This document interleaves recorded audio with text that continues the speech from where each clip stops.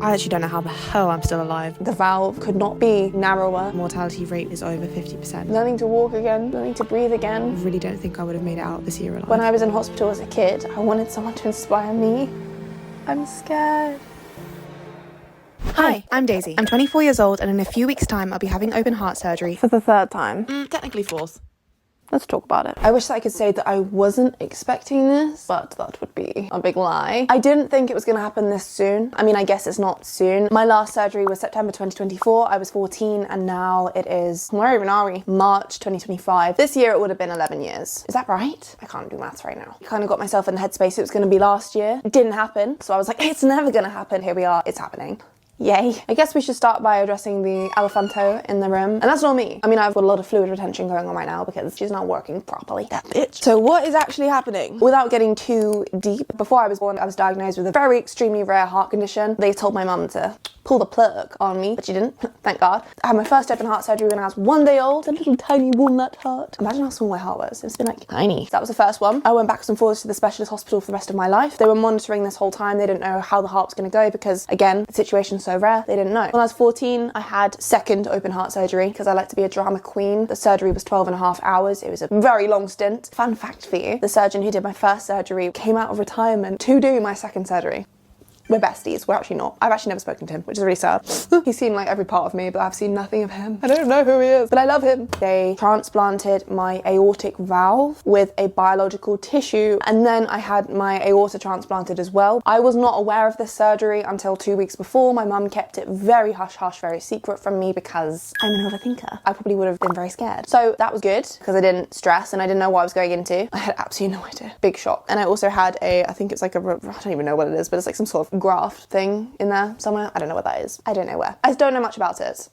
Yes. Theoretically, the aorta should last a lifetime, should being the operational word there, because it's made out of Dacron, which is like a plasticky material. My mum had the choice of a mechanical or a tissue valve. She chose tissue. It's not recommended for young people to have tissue valves because we have a lot more calcium in our blood. The transplant, it actually hardens it and eventually it narrows, so a little blood can get through. If a biological was going to be put in there, it would need to be replaced one day. I didn't know any of this, by the way. I was just chilling. I was just there. I didn't know what was going on. I was just getting all the gifts and being like, I don't care, just give me the gifts. I don't know if it was worth going through all that just for the gifts, but they gave it 10 to 15 years, roughly, before it was gonna fail. And here we are, 10 years later. I have not treated it the best, okay? I admit. I have been in some... I took a very different career path to what I wanted as a kid, and it was stressful. It was not a job that I think is recommended for someone with a heart condition, let me tell you that. And I don't think that helped. It really didn't help at all, actually. I did like a little bit of the old beverage. I abused the heart. I did. As any 18-year-old would do. I could have been worse. Okay, let's just say that. I could have been worse. It has now gotten to the point where my valve has narrowed a lot. They basically have different stages of something called aortic stenosis. Aortic stenosis is when the aortic valve narrows and blood cannot pass through and flow through as it normally would. And it does get worse with time, and that is why they are monitoring me. They measure aortic stenosis on different categories. It's like a game. Mild, moderate, severe, and critical. Oh my god, I've got dog hair in my mouth. They were measuring it alongside symptoms, so they were basically doing like mild, no symptoms, moderate, no symptoms, all that kind of stuff. 2 years ago, they said, we're gonna start looking at you every 6 months from now on because it has changed a bit. Also, I had been complaining as the way that they say it. I hate that. I'm not a complainer, okay? Don't tell me I'm complaining. Chest pain and tiredness. Unfortunately, I stopped being monitored by the NHS. It's amazing. So grateful to them, but they have become incredibly stretched. Last year, they cancelled 3 of my appointments. I ended up getting to this year and I had not been seen for a year and a half, nearly 2 years. So that's not good. I guess it's kind of my fault as well because I wasn't pushing to see them because I didn't really want this to happen. I don't really want to go into it too much right now, but my mindset last year was horrendous. I didn't really want to see the end of the year. I didn't really care. That's a whole different story. January comes this year. I am feeling so bad. Progressively over the past years, I've been having more chest pain, shortness of breath, extreme fatigue. I had started sleeping for like 10 to 11 hours and waking up exhausted still and I could not figure out why. Obvious. I was having migraines, losing numbness to my left arm, and then I would also have night sweats, weirdly enough. I'm a sweaty girl. Last year, beginning of the year, they started getting quite bad, and I kind of just thought, like, I'm just being weak. Just push through it, you stupid little bitch. Just get out of it, you're fine. So I did. Don't do that. If you have something wrong with you, please listen to your body, because you will end up in this position. Perhaps not with a heart surgery, maybe with a heart surgery, but please listen to your body. You know when something's wrong. Don't do what I did and try to ignore it, because it doesn't work that well. We ended up calling our hospital. They didn't have any space to see us, but to go to A&E with what I was describing, because it seemed reminiscent of something not good. So basically the hospital was like, we'll give you a letter, give them this letter, go through, get these tests done, and then we'll go from there. Didn't think anything bad was gonna happen. I don't know why, because I felt like but I just didn't think anything was gonna happen.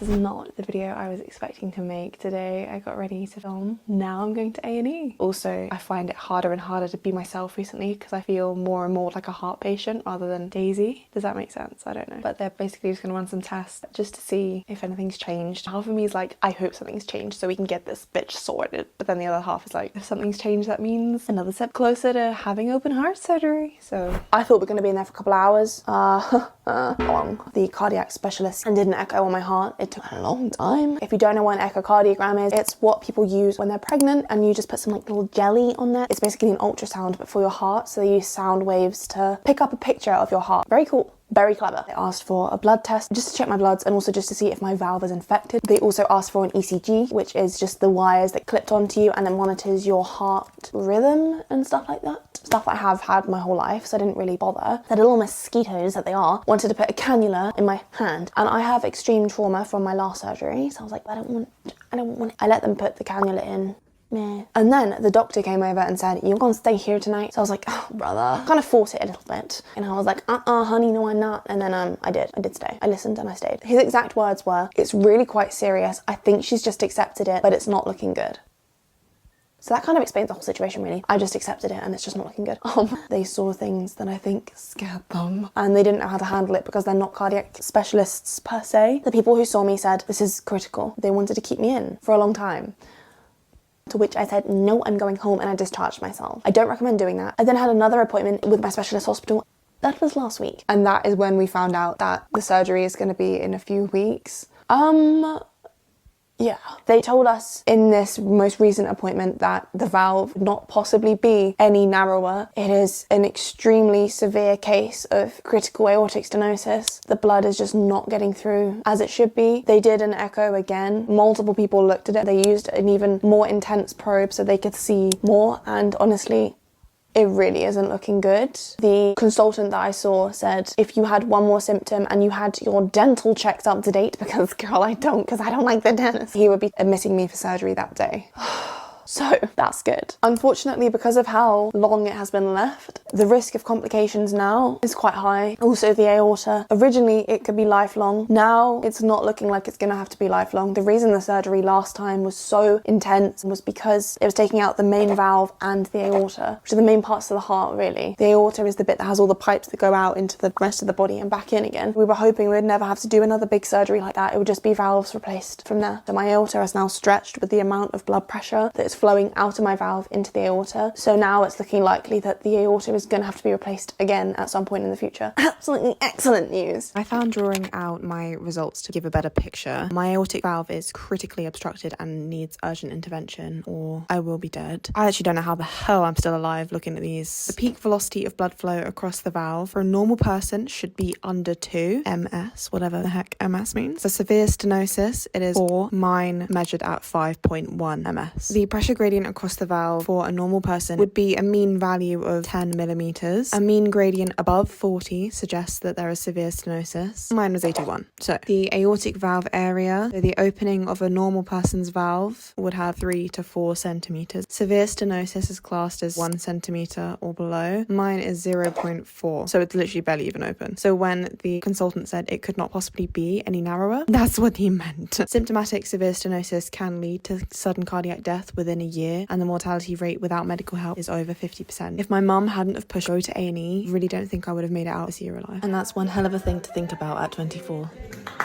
that's where we're at, my guys. My symptoms haven't gotten any better, obviously. From now on, they can only get worse until the surgery. It's been a whirlwind, it really, really has, and I'm exhausted. I don't blame the NHS, I think they're amazing people, but I am feeling quite sad about the situation. You know, my mum's been looking at going private and things. Unfortunately, my case is so rare that it's hard to transfer. The whole thing is just a mess. Obviously, we've been told the surgery is going to be in the next few weeks. I did try and ask, what does that mean? Because I need to plan, because I like having things scheduled, but they couldn't tell me when it was going to be. It's just... They tell you it's really urgent, this is critical, it couldn't possibly get any worse, but then they just leave you. I know this isn't what's happening, and I know they're so busy. It feels like they're waiting for me to pass out before they actually take me seriously. And I know it's not true, and they're doing all that they can, but the feeling, them saying, your valve couldn't possibly get any narrower, I'm just on a constant waiting game now of if it's gonna narrow overnight, and then you just part like... Anyway, I don't know. I'm waiting for an MRI scan and a CT scan. I could go private with it. They've advised me not to go private. I don't even know. If I did go private, it's so much money. I don't have the money to go private. If you've been in a similar situation, I'm sure you understand. If I did go private, I feel like my life will be paid for by my parents, and I know that's not true. And I know they would love to help out, but even then, it's just like, Christ. It's exhausting. I'm so tired. I'm not even sure if any of that even made any sense. So far, we are at the point where we are waiting to hear about the surgery. I've got a filling, hopefully booked in next week, but then I have to go on antibiotics before the filling and after the filling because we can't introduce any more bacteria because it will infect the valve. So that's that. Last time I had the last surgery, they did a transesophageal echocardiogram where they basically put the camera down your throat to get a better view of the heart, but they haven't mentioned that this time, and I don't know if it's because it is so severe that they can't do that. But they haven't mentioned that, so that's good because that sucked. That really did suck. I did not like that one bit. But we've started going through all of the pre-surgery phases. So when I went in last time, it was quite a stressful, shocking situation because we did pre-op bloods. They were basically just assessing my blood ready for surgery. So yeah, yeah. So I don't really know. Where we're at right now is I'll be having open heart surgery again in the next few weeks. But I do need these other tests done first, so at least we have that to come in between. Emotionally, right now, I'm very up and down at the moment. Mentally preparing for surgery is a roller coaster, as you've probably been able to tell through this video. I have tried to film this video a couple times now. This is...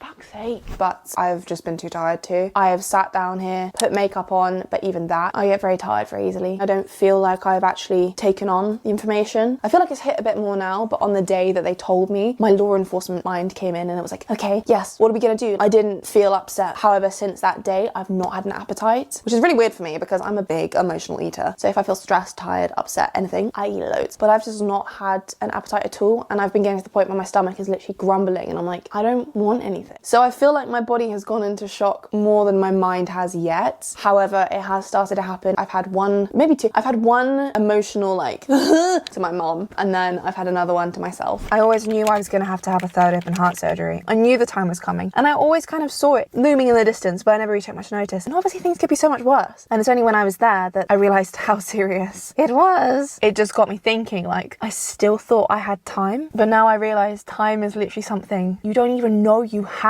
until it starts running out. Is my next surgery going to be my last one? For many reasons, but obviously if you search the statistics of having open heart surgery, it says every time you open up the chest, it gets a bit more risky. You get something called adhesions, which are little pieces of your body that fuse together. And every time you cut open the chest, it gets harder to access the heart without damaging something permanently. And of course, I've had 2 open heart surgeries now, but I've technically had 3 because they sewed me up the last time and then they reopened me again straight away. So that's not good. And I've never really been too scared because I never really looked into it until I did.